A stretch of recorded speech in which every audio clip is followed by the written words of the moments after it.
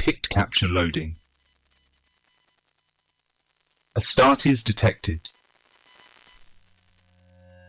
Designation: Ultramarine. The Emperor's angels have arrived. Greetings, Imperial citizens. Back once again with a hangover worthy of Slaanesh himself. It's your host, Jimmy. What's the worst paint brand ever? I'm sure you have something in mind. After all, we all have that paint brand that we hate with a passion worthy of an Imperial Inquisitor. Recently at work, we got a new airbrush and compressor combo. This isn't a photo of the one we've got, by the way. This is just a stock photo. The one we've got has since been used on site and is therefore as dirty as your mum. And with it came some free paint. Being aware that we were unlikely to use it, I asked my boss if I could take it home with me. He muttered something about not caring what I did anymore and hoping to transfer me to another department soon so I could be somebody else's problem for once. This is the actual bottles. As you can see, the paints are nameless, so I have taken it upon myself to name them all. There's no info on the bottles at all. I'm not sure if it's acrylic or even water soluble for that matter. I suspect it will be awful though. As we all know, that well-known phrase, the best things in life are never free. So, can I paint a Space Marine using just these 5 mystery paints?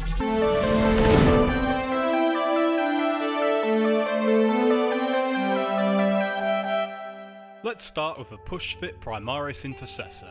After a coat of good old Chaos Black spray undercoat from a rattle can, I mixed a bit of the black and the blue together and sprayed it through my airbrush. And here we run into our first problem. The paint is kinda just sliding off the undercoat. I gave it a second coat with the same mix once it was dry, and then blasted it with a side-on coat of the blue on its own. After that, I mixed a little white into the blue and gave it a top-down zenithal highlight. At this stage I decided to add transfers. That's right peeps, it's an Ultramarines video.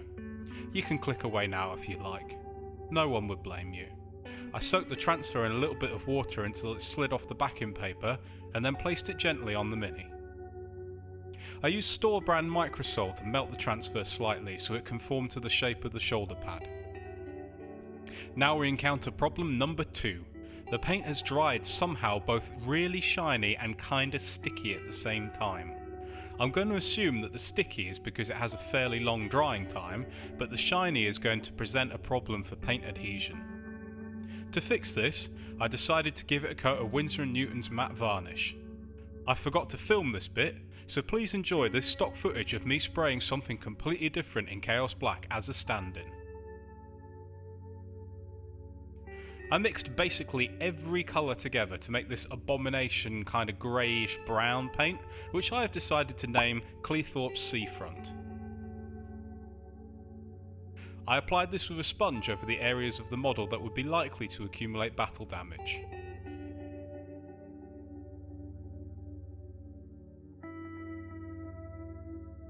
I also used this mix to paint the top of the base, and after about 3 coats I had a vague semblance of coverage.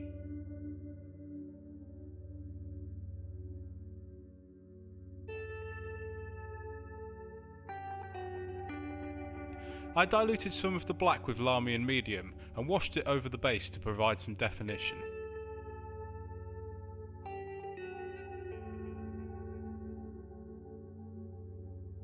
I painted his rubber undersuit with the black, which surprisingly had good coverage over the blue.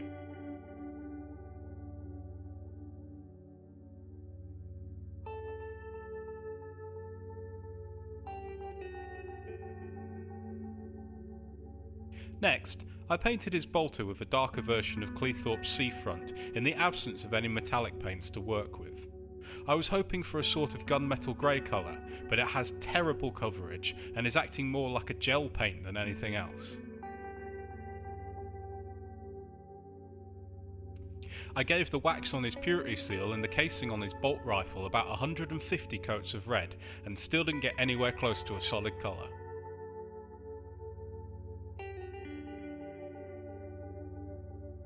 I then mixed in a bit of the yellow and gave it an edge highlight of orange, which at this point was a bit like putting a bow tie on a bulldog. It still looked ugly. Not taking any chances at all with the yellow areas, I first gave them a base coat of white, which is probably what I should have done with the red, but I have been spoiled by years of superior paint technology and I forgot the old ways. I then paint it with 2 coats of absolutely hopeless yellow. Avalanche Sunset, this is not.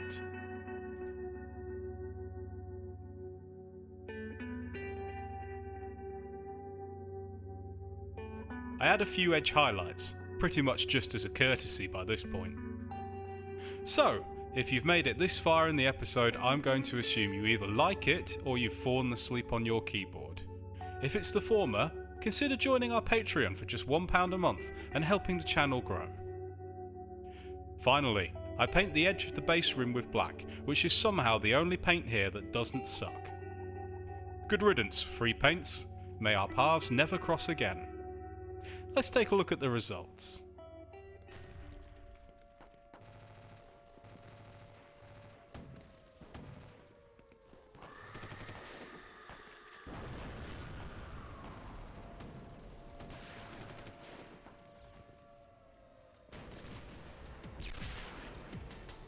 Well, that was definitely an experience.